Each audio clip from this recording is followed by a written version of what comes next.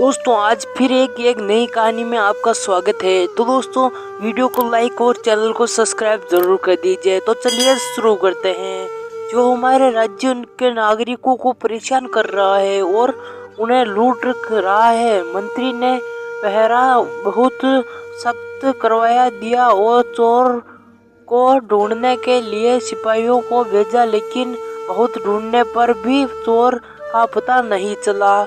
तो दोस्तों मंत्री परेशान हो गए। राजा ने मंत्रियों को बुलाया और पूछा कि क्या चोर पकड़ा गया। मंत्री ने कहा, अभी तक चोर के बारे में कोई जानकारी हमें नहीं मिली है।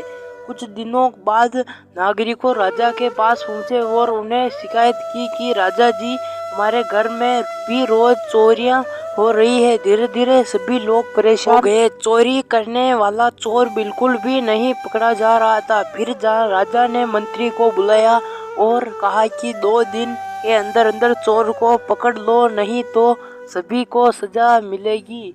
मंत्री भी घबराए गए और चोर भी तलाश शुरू हो गई।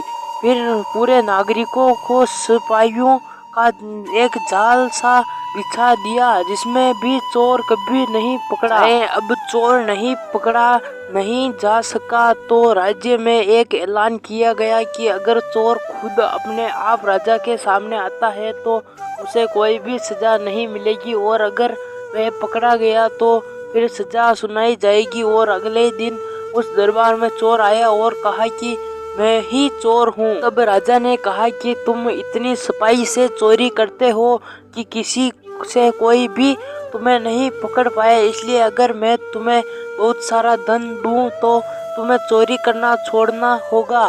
चोरी ने राजा की बात मानी और चोर को बहुत सारा धन मिला और चोर धन को लेकर चला गया और उन्हें कभी भी चोरी नहीं की। राजा ने उस नगर में यह ऐलान करवा दिया था कि कोई भी चोर अगर चोरी करता है तो उसे सजा मिल सकती है, जिसके बाद वह चोरी नहीं कर पाएगा। ये सुनकर सभी चोर बहुत परेशान हो जाते हैं, क्योंकि सजा का आदेश बहुत ही सख्त नजर आ रहा था। अब कोई भी चोर चोरी नहीं करने वाला था। तब कुछ समय बाद चोरों का सरदार आता है। सभी चोर उन्हें सब कुछ बता आदत है। ये सुनकर वह सरदार कहता है कि इसका मतलब हम कुछ नहीं कर सकते हैं। लेकिन चोर का सरदार कहता है कि अब हम राजा को ही सबक सिखाना होगा, क्योंकि उन्हें यह आदेश दिया था कि वह सरदार रात के समय में महल में आता है और रात को उठा देते हैं। राजा चोर के सरदार को देखता है, उनके बाद कहता है कि तुम कौन हो, यहाँ पर क्या कर रहे हो? तुम्हें पता नहीं है कि ये राजा है और तुम्हें सजा मिल सकती है? चोर का सरदार कहता है कि तुम्हें शायद पता नहीं है, हम चोर के सरदार हैं। तुम्हें ये ऐलान करवा दिया है कि नगर में चोरी नहीं होगी, लेकिन मैं तुम्हें ही सख्त लेकर जाता हूँ। उसके बाद तुम्हें पता चल जाएगा कि तुम्हें यह सही नहीं किया है।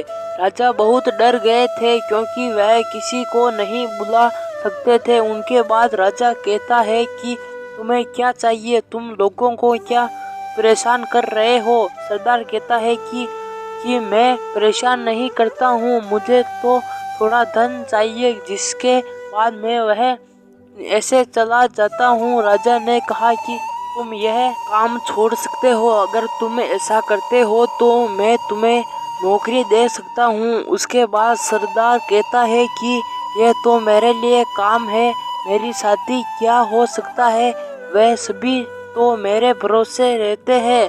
उनके बाद राजा कहता है कि मैं सभी को काम दे सकता हूँ, जिसके तुम्हें यहाँ का काम बंद कर सकते, उनके बाद तुम्हें जीवन भी अच्छा हो सकता है। यह सुनकर सरदार कहता है कि आज पहली बार किसी ने कुछ काम की बात की है। हम भी चोरियां नहीं करता चाहते हैं, मगर क्या करें, हमारी मजबूरी होती है। आज मेरे काम की बात करके हम ये समझाया दिया है कि हम जो काम कर रहे थे वो गलत था। अगले दिन सरदार अपने साथी के महल में आता है। राजा उन्हें बैठने के लिए कहते हैं। राजा समझ गए थे उनके लिए कौन सा काम बहुत अच्छा हो सकता है।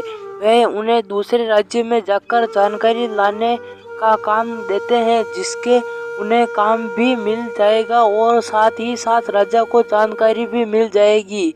इस तरह राजा ने अपनी सूझबूझ में से चोरों को सुधार दिया था, उन्हें काम भी दे दिया था, जिससे उनका जीवन बहुत अच्छा बन सकता है। राजा को सभी फैसले सही तरीके से करने चाहिए, क्योंकि उनकी समझ से बहुत से काम आसान बन जा सकते हैं।